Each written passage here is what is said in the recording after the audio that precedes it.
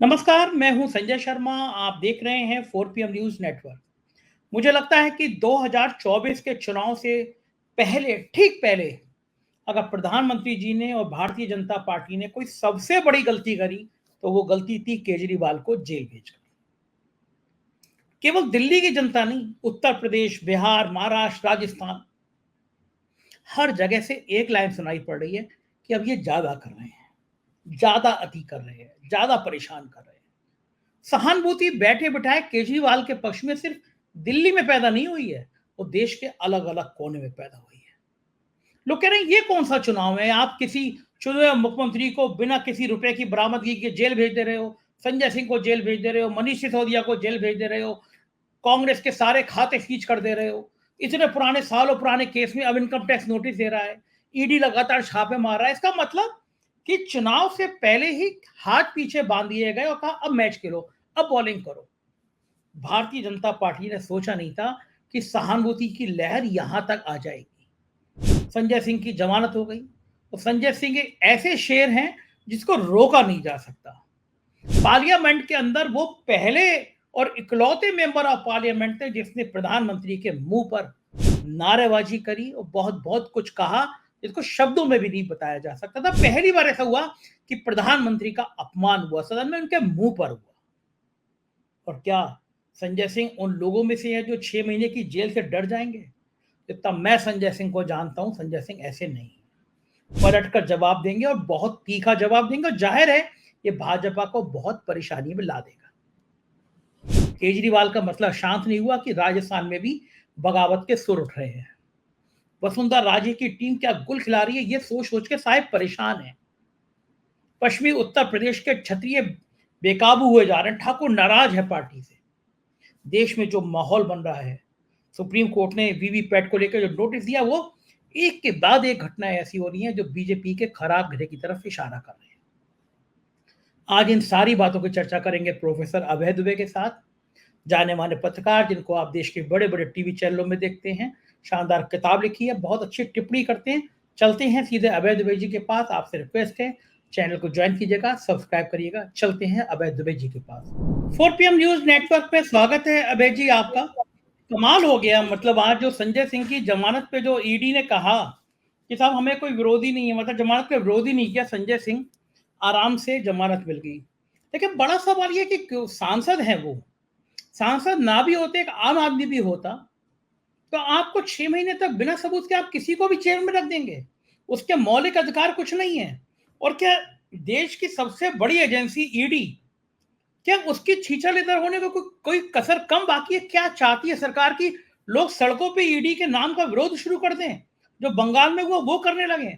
ये खतरनाक संकेत नहीं है? आप ईडी को इस तरह इस्तेमाल कर रहे हो। आज सुप्रीम कोर्ट में जो हुआ उसमें क्या लगता है आपको, क्या संदेश आएंगे?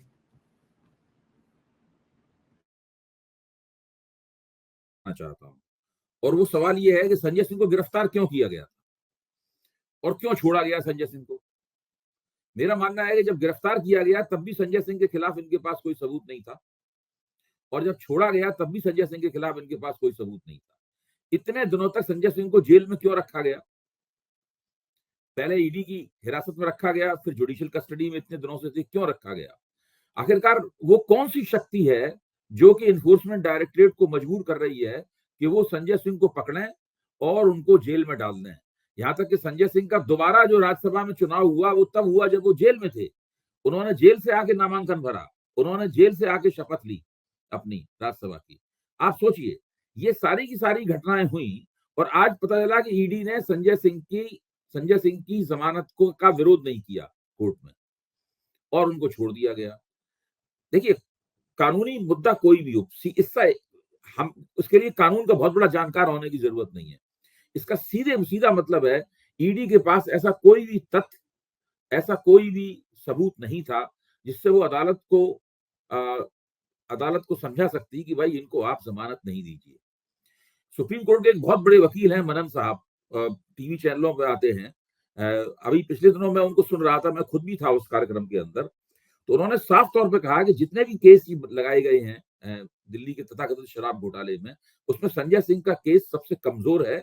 उन्हें पहली हियरिंग में ही जमानत मिल जानी चाहिए थी। तो उन्हें पहली हियरिंग में जमानत क्यों नहीं, एक बहुत बड़े वकील का कहना है, ये मैं नहीं कह रहा हूं, मैं तो कोई कानूनी व्यक्ति हूं नहीं, और कानून के मामले में मेरा ज्ञान कुछ भी नहीं है, मैं तो उस पर टिप्पणी करने से भी बचता हूं। ऐसा क्यों कह रहे थे वो? इसका सीधा मतलब यह है कि संजय सिंह को सिर्फ प्रधानमंत्री नरेंद्र मोदी ने अपना बदला निकालने के लिए गिरफ्तार किया था। मतलब मेरा अपना एनालिसिस ये है कि अपना बदला, उन्होंने उस दिन प्रधानमंत्री ने अपने आप को बहुत बेइज्जत महसूस किया, जबकि राज्यसभा में संजय सिंह ने बहुत जम के उनके खिलाफ नारेबाजी की, उनको भाषण नहीं देने दिया, और वो अदानी वाली मलाई किसने खाई वगैरह ये सब नारे उन्होंने उनके मुंह पर निर्भयता पूर्वक लगाए। उसी के बाद में प्रधानमंत्री के नजदीक लोगों ने, जो कि राज्यसभा के हैं, उन्होंने संजय सिंह से कहा था कि साहब तुमसे बहुत नाराज हो गए हैं और वो कोई ना कोई बदला तुमसे जरूर लेंगे। ये उसी बदले का परिणाम है कि पहले संजय सिंह का नाम ईडी ने डाला, बाद में संजय सिंह ने उनको जब मानहानि का नोटिस दिया, ये भी काम हो चुका है, मानहानि नोटिस दिया तो ईडी ने उस पर खेद व्यक्त कर दिया, लेकिन उसके बाद से फिर दोबारा अदबदा कर ईडी ने संजय सिंह को गिरफ्तार किया, घर पे गए, पूरे दिन बैठे रहे, कुछ नहीं मिला, इसके बावजूद संजय सिंह को गिरफ्तार किया और इतने दिनों तक जबरदस्ती बेवजह उनको जेल में डाले रखा गया। जब साहब का मन शांत हो गया होगा, हमने ठीक बदला ले लिया, इतने दिनों तक मेरे साथ बदतमीजी दी थी और मेरा बदला ले लिया और नहीं ठीक है आप छोड़ दो उसको। तो ये चल रहा है इस वक्त इस देश में। आप इससे अंदाज लगाइए कि इस देश में क्या हो रहा है। यही कारण है कि आम जनता, जो आम वोटर है, इस वक्त जो दिल्ली में पूरा हमारे लोकतंत्र का जो नाटक खेला जा रहा है, इस लोकतंत्र के नाटक को जो आम वोटर है वो डिकोड करने की कोशिश कर रहा है।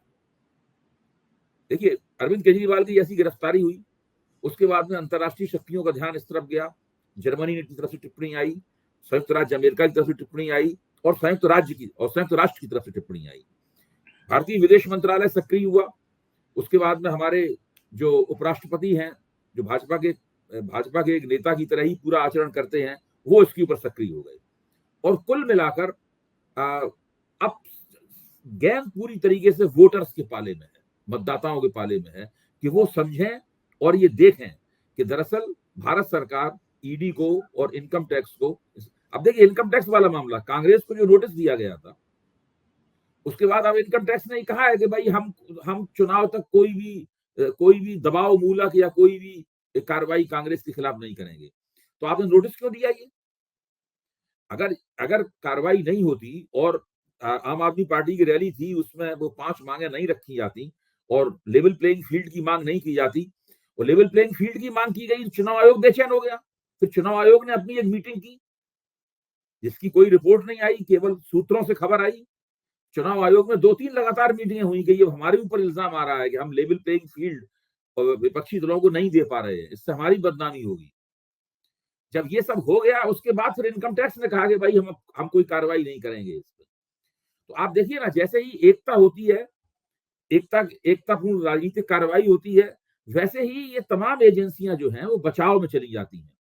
ईडी द्वारा संजय सिंह को छोड़ना या उनकी जमानत का विरोध न करना, इनकम टैक्स डिपार्टमेंट द्वारा यह कहना है कि हम चुनाव तक कोई ऐसी कार्रवाई नहीं करेंगे जिससे कांग्रेस को परेशानी हो, चुनाव आयोग को अपने अंदर खाने मीटिंगें करना और इस बात और ये अंदाजा लगाना कि कितना उसकी साख को नुकसान हो रहा है। ये उस रैली का परिणाम है जो कि रामलीला मैदान में हुई थी। एक रैली के आप ये 3 तरह के असरात देख सकते हैं। चुनाव से पहले ये सब करना, चुनाव से पहले अचानक ये सब हो जाना, संजय सिंह की जमानत मिलना, संजय सिंह के तेवर आपको क्या लगता है शांत हो जाएंगे? 6 महीने जेल में रहने जो भाई संजय देखिए, वो हमारे पुराने मित्र हैं और समाजवादी पृष्ठभूमि से आए हैं। संजय सिंह को रोकना और शांत करना नामुमकिन है। वो उन पूरे आंदोलनकारी मिजाज के व्यक्ति हैं। आप संजय सिंह को जिस रूप में अब आप दहाड़ते हुए देखेंगे, जिस रूप में आप भारतीय जनता पार्टी की आलोचना करते हुए देखेंगे, अब वो और भी ज्यादा उत्साह के साथ में, और भी ज्यादा तथ्यों से लैस होकर, और भी ज्यादा आक्रामक मुद्रा में नरेंद्र मोदी को आड़े हाथों लेंगे। अब आप ये दृश्य जल्दी ही देखने को आपको मिलेगा। अभय जी, मेरी रिपोर्टर है दिल्ली में शाहीन, उसने कुछ टेम्पो वालों से, कुछ गरीब लोगों से बात हुई की है उसने, और वो लोग जिस तरह से सिंपैथी व्यक्त कर रहे थे कि ये तो बड़ा खराब हो रहा है केजरीवाल के साथ, ऐसा नहीं होना चाहिए। कल मैं भी था दिल्ली में, मेरी भी कुछ लोगों से बात हुई। जिस तरह की बातें वहां पे हो रही हैं, मुझे तो लग रहा है 7 सीटों पर सीधा सीधा संघर्ष में आ गई आम आदमी पार्टी।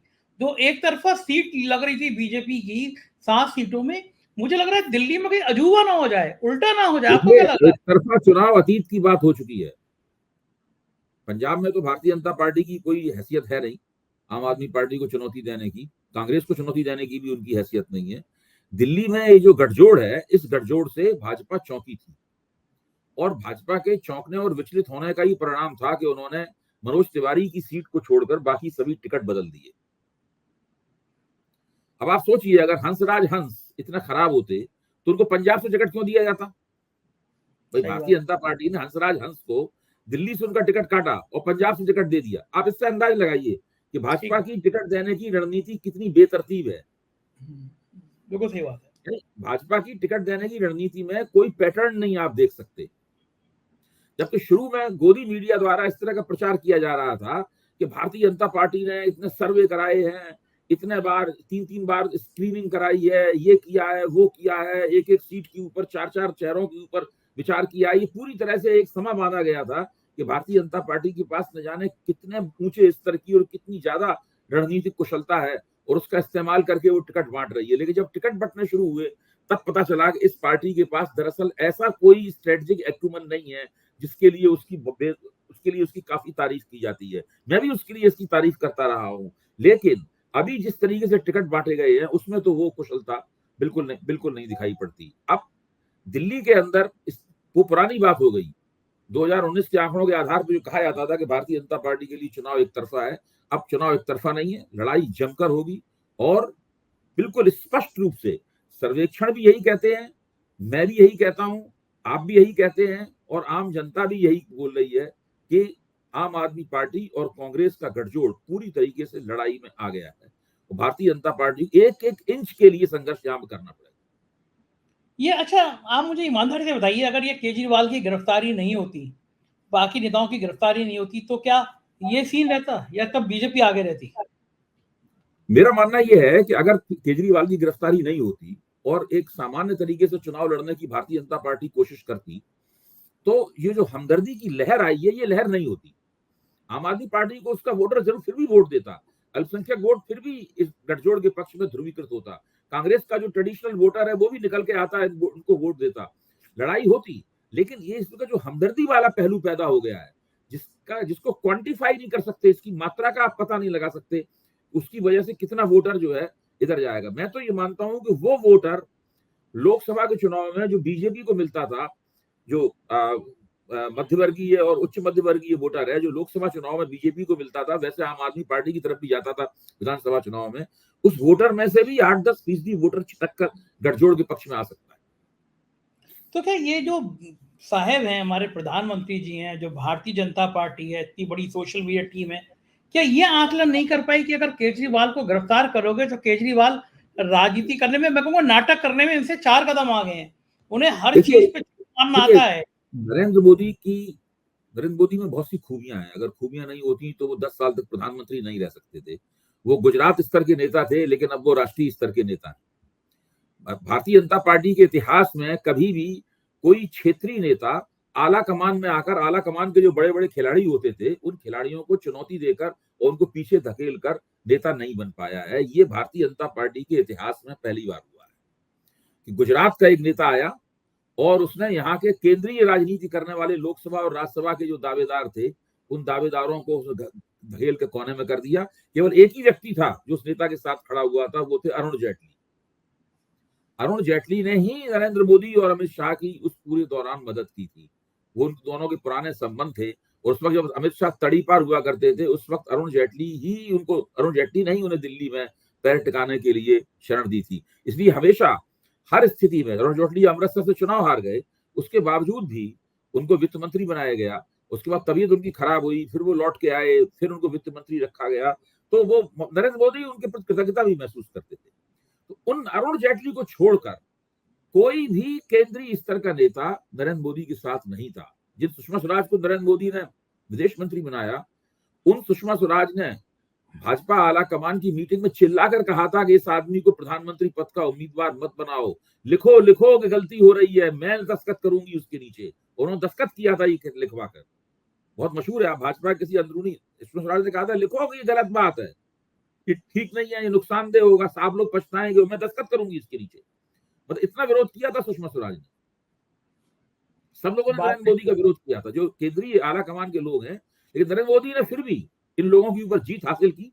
इन लोगों के रहते हुए पूरी भारतीय जनता पार्टी को उन्होंने कैप्चर कर लिया, सफलतापूर्वक चुनाव लड़ा। तो कुछ ना कुछ तो खूबियां रही होंगी नरेंद्र मोदी में, निश्चित रूप से उनके पास एक रणनीति रही होगी, उनके पास एक विजन रहा होगा। लंबे अरसे तक उन्होंने गुजरात के मुख्यमंत्री रहते हुए प्लानिंग भी की, उन्होंने वो प्लानिंग उनकी कामयाब हुई, इसका श्रेय उनको दिया जाना चाहिए। लेकिन उनके अंदर एक कुछ समस्या भी है जो सामने आती है, वो बदला लेने की बहुत जबरदस्त उनके अंदर इच्छा रहती है। जो उनका विरोध करता है, जिससे वो चिढ़ जाते हैं अगर, तो उससे वो बदला लेने की कोशिश करते हैं। वो आम आदमी पार्टी को इसलिए तबाह और बर्बाद करना चाहते हैं कि उन्हें आम आदमी पार्टी से विशेष रूप से निजी खुंदक है। उन्हें अरविंद केजरीवाल से निजी खुंदक है, उन्हें मनीष सिसोदिया से निजी खुंदक है, उन्हें संजय सिंह से निजी खुंदक है। उस निजी खुंदक को निकालने के चक्कर में वो अपना राजनीतिक नुकसान तक करा लेने के लिए तैयार है। नुकसान तो मेरे ख्याल से हो ही गया, इससे ज्यादा नुकसान और क्या होगा कि आपने नुकसान तो हो रहा है, पार्टी को नुकसान जान तो डाल दी। नुकसान तो हो रहा है। आम आदमी पार्टी की जो मुहिम है उसमें ये जो हमदर्दी की लहर आई है अरविंद केजरीवाल के पक्ष में, ये लोकसभा चुनाव में भी भारतीय जनता पार्टी को नुकसान पहुंचा सकती है। विधानसभा में तो खैर उनके जीतने का सवाल ही पैदा नहीं होता है। विधानसभा में तो आम आदमी पार्टी फिर से ठप्पे के साथ जीतेगी और सरकार बनाएगी।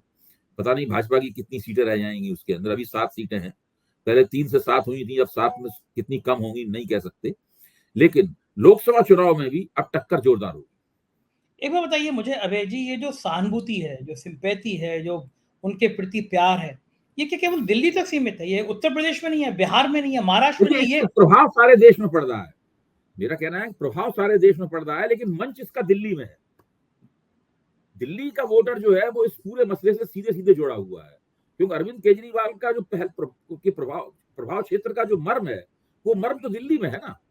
तो दिल्ली के वोटर को सबसे ज्यादा प्रभावित हो रहा है। लेकिन चर्चा इस बात को लेकर सारे देश में है कि भाई ये जो हो रहा है ये ठीक नहीं है, ये कहीं ज्यादा हो रहा है। और भ्रष्टाचार के खिलाफ ये तथाकथित लड़ाई जो है, दरअसल ये विपक्ष के नेताओं, मतलब दिल्ली के बाहर के लोगों से एक बेहतर संदर्भ में इसके बारे में सोचते हैं कि पूरे विपक्ष के लोग, पूरी विपक्ष के साथ केंद्र सरकार और नरेंद्र मोदी नाइंसाफी कर रहे हैं, उनको सता रहे हैं, उसको बर्बाद कर देना चाहते हैं, विपक्ष मुक्त लोकतंत्र बनाना चाहते हैं।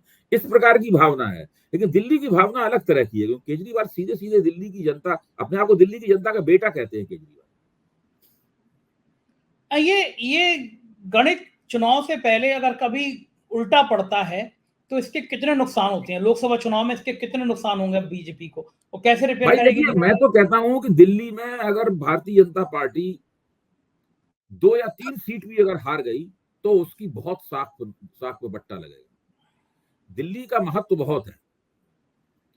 उत्तर प्रदेश में आप 20 सीटें जीत जाएं और दिल्ली में 3 सीटें हार जाएं, दोनों बराबर है। बिल्कुल ठीक कह रहे हैं आप। अच्छा, बाकी राज्यों की बात करें, मुझसे राजस्थान के 2-3 बड़े प्रभावशाली लोगों ने बताया कि भारतीय जनता पार्टी की हालत राजस्थान में बहुत खराब है। कांग्रेस आधा दर्जन से ज्यादा सीटों पर बहुत जमकर फाइट में है। राजस्थान से क्या फीडबैक है अभय जी आपके पास? देखिए, जो सर्वेक्षण कहते हैं, सर्वेक्षण तो यही कहते हैं कि भाई सारी सीटें दोबारा ही जीत जाएंगे, जितनी भी, इसको मैं सर्वेवाणी कहता हूँ, जैसे भविष्यवाणी होती है तो ये सर्वेवाणी है। तो सर्वेवाणी जो है इसके अंदर कई लोगों की आवाज होती है, कई देवताओं की आवाज होती है इस सर्वेवाणी में। तो सर्वेवाणी के हिसाब से तो राजस्थान में इस बार भी लगातार तीसरी बार भारतीय जनता पार्टी 100% परिणाम निकालने के लिए जा रही है। लेकिन इसी के साथ साथ कुछ और भी तथ्य हैं, उन पर हमें गौर करना चाहिए। एक तो यह है कि राजस्थान के अंदर अशोक गहलोत बहुत जम के मेहनत कर रहे हैं, और विधानसभा चुनाव में कोई खराब परिणाम नहीं निकाला था। चुनाव जरूर हार गए थे, लेकिन खराब परिणाम नहीं निकाला था। इससे पहले जब भी कांग्रेस चुनाव हारी है, तब तक कभी एक बार तो 30 सीटें रह गई थी, मतलब बहुत कांग्रेस की बुरी हालत होती थी। भाजपा जीतती, राजस्थान का विधानसभा चुनाव का इतिहास ये है कि भाजपा जीतती थी तो बहुत जम के जीतती थी, और कांग्रेस जब हारती थी तो बहुत बुरी तरह हारती थी, और कांग्रेस जीतती थी तो मार्जिनल जीतती थी, यानी भाजपा की कभी बुरी हार नहीं होती थी। लेकिन इस बार वो कांग्रेस हार जरूर गई, लेकिन उसने बहुत अच्छा परिणाम निकाला। यहाँ तक कि ऐसा समझा जाता है कि अगर कांग्रेस ने हनुमान बेनीवाल की पार्टी से गठजोड़ कर लिया होता, अगर उन्होंने जो आदिवासियों की पार्टी उससे गठजोड़ कर लिया होता, बहुजन समाज पार्टी से गठजोड़ कर लिया होता, जो छोटी छोटी पार्टियां हैं उनको कुछ सीटें देकर तालमेल कर लिया होता, तो आज अशोक गहलोत राजस्थान के मुख्यमंत्री होते, भजनलाल शर्मा ना होते। तो अब कांग्रेस उस गलती को दूर करने की कोशिश कर रही है जो उसने विधानसभा चुनाव में की थी। अभी तक हनुमान बेनीवाल की पार्टी के साथ कांग्रेस का गठजोड़ हो चुका है, एक और पार्टी है उसके साथ भी कांग्रेस का गठजोड़ हो गया है। केवल मुझे अभी तक सूचना नहीं है कि आदिवासी पार्टी से हुआ कि आदिवासी पार्टी की बहुत महत्वपूर्ण है, पता नहीं गठजोड़ हुआ कि नहीं हुआ, लेकिन दो पार्टियों से तो तालमेल कर लिया गया है। और खुद अशोक गहलोत भी बहुत जम के मेहनत कर रहे हैं, उन्होंने कई निर्वाचन क्षेत्रों में बिल्कुल अपने हाथ में प्रचार की बागडोर ले रखी। अभी अभी सचिन पायलट के साथ में एक चर्चा मैं शामिल था, और उसमें भी सचिन पायलट ने इस बात को रेखांकित किया। उन्होंने कहा कि ये आप मत मानिए कि हम लोगों की कोई खराब हार हुई है। चुनाव हार जाने का मतलब ये नहीं, कोई अपमानजनक हार नहीं हुई है। हम लोग पिछली तमाम हारों के मुकाबले देखा जाए तो हमने अच्छा प्रदर्शन किया है, हमें काफी जम के वोट मिला है वहां पर। खासतौर से जाट कम्युनिटी ने कांग्रेस को असाधारण समर्थन दिया था। तो आप देख सकते हैं ना हनुमान बेनीवाल से समझौता क्यों हुआ, कि उसमें जाट फैक्टर है, इसके हम लोगों को समझने की कोशिश करनी चाहिए। तो राजस्थान में भी टक्कर होगी। ये तो बड़ा अलार्मिंग है बीजेपी के लिए, अगर राजस्थान में भी टक्कर होगी। और जैसा मेरे पास इंफॉर्मेशन है, 4-5 सीटें अगर कांग्रेस निकाल लेती है, एक सीट की मार हो रही है तो राजस्थान में। अच्छा, कोई मतलब वसुंधरा राजे शांत बैठी होंगी इतनी बेइज्जती के बाद, इतने अपमान के बाद? वो कुछ नहीं कर रही होंगी, क्योंकि कई जगह से ऐसी खबर आई कि जो निर्दलीय प्रत्याशी खड़े हो गए हैं, जो बीजेपी के अपने थे, वो निर्दलीय प्रत्याशी खड़े हो गए लोकसभा में, वो उनके पीछे कहीं ना कहीं वसुंधरा का हाथ है, वसुंधरा के आदमी है। तो ये निर्दलीय जो नहीं, खड़े आप जो बात कह रहे हैं, इस प्रकार की चर्चाएं हैं, मेरे कान में भी पड़ी हैं। लेकिन भारतीय जनता पार्टी की राजस्थान के संदर्भ में आत्म छवि ये है कि वहां पर मोदी की शख्सियत के हिसाब से वोट मिलते हैं। किसी का अगर कोई भितरघात कर रहा है तो उसका वो बेअसर हो जाएगा, भितरघात उसका कोई असर नहीं पड़ेगा। और अभी अभी तो हमने चुनाव भी जीता है वहां। पिछली बार तो चुनाव हारने के बावजूद 25 सीटें जीत ली थी।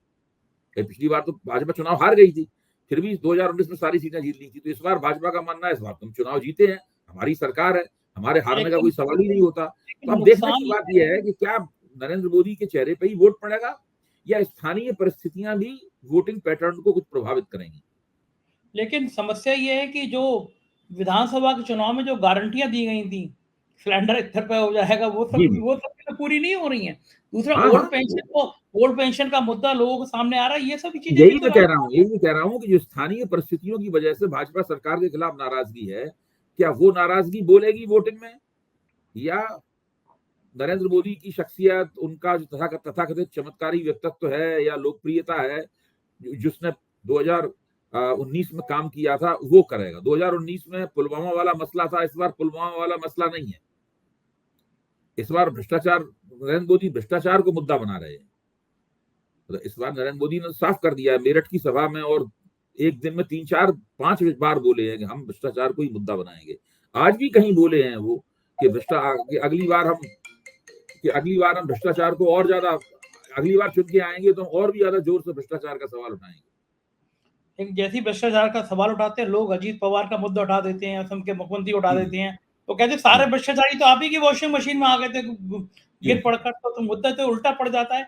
दूसरा, आपने एक जाट वोटरों की बात कही, तो अभी 2 दिन पहले का वीडियो वायरल हो रहा है कि प्रधानमंत्री जी पश्चिमी उत्तर प्रदेश में आए थे, जयंत चौधरी की लगभग बेइज्जती करी। जयंत चौधरी कोने पे खड़े रहे, जो हल था उसको छूने का भी मौका नहीं मिला, माला में जयंत चौधरी नहीं थे कहीं। क्या जाटों के गढ़ में आके प्रधानमंत्री जयंत चौधरी की इस तरह अवहेलना कर अपना भाषण देकर भ्रष्टाचार के मुद्दे पर, क्या जाट वो खिलाड़ियों का अपमान भूल जाएंगे, जाट किसानों की मौत भूल जाएंगे? और ये फिर जाट तो हर जगह असर करते हैं, तो क्या पश्चिमी उत्तर प्रदेश में बीजेपी को पहले की तरह कामयाबी मिल पाएगी? दूसरा, पश्चिमी उत्तर प्रदेश में इस बार किसी भी क्षत्रिय को टिकट नहीं दिया गया, 6-6, 7-7 एमपी ठाकुर हुआ करते थे। क्या लग रहा है था पश्चिमी उत्तर प्रदेश भी कुछ गुल खिला सकता है? देखिए, आपने वो क्लिप देखा कि नहीं देखा कि जब उसमें भाजपा कार्यकर्ताओं और जयंत चौधरी के लोगों में जबरदस्त मारपीट हो रही है। मारपीट हो रही है। वो तो बहुत क्लिप चल रहा है। वो क्लिप, उस क्लिप को अगर एक नमूना माना जाए तो वो हम लोग कह सकते हैं कि पश्चिमी उत्तर प्रदेश में सब कुछ ठीक नहीं है। हालांकि जयंत चौधरी का मानना है कि पश्चिमी उत्तर प्रदेश में 2 ही पहलवान थे, एक उनकी पार्टी और दूसरी भारतीय जनता पार्टी, 2 पहलवान मिल गए, जब तीसरे का कुछ है नहीं, ऐसा वो सब जगह कहते हुए घूम रहे। मेरे सामने भी उन्होंने ये बात कही, जयंत चौधरी ने। लेकिन मैं ये मानता हूं कि चुनाव एक ऐसी चीज है जिसमें लोगों की महत्वाकांक्षा, चुनाव आते ही लोगों में तरह तरह की महत्वाकांक्षाएं पैदा हो जाती हैं जो चुनाव से पहले नहीं दिखाई पड़ती। व्यक्ति को खुद भी नहीं पता होता कि चुनाव आने के बाद वो क्या सोचने लगेगा। तो इस वक्त पश्चिमी उत्तर प्रदेश की स्थिति भारतीय जनता पार्टी के लिए उतनी सुविधाजनक नहीं है जितनी पिछले लोकसभा चुनाव में सुविधाजनक थी, इसमें कोई शक की बात नहीं। और जयंत चौधरी को भी हो सकता है कि कुछ 2 सीटें उन्हें मिली है ना, तो 2 सीटों पे देखिए वो, हाँ देखिए वो क्या उनका परिणाम रहता है, और वो उन 2 सीटों के अलावा अपने वोटों को अन्य सीटों पर भाजपा को कितना ट्रांसफर करवा पाते हैं, ये एक बहुत बड़ी चुनौती है।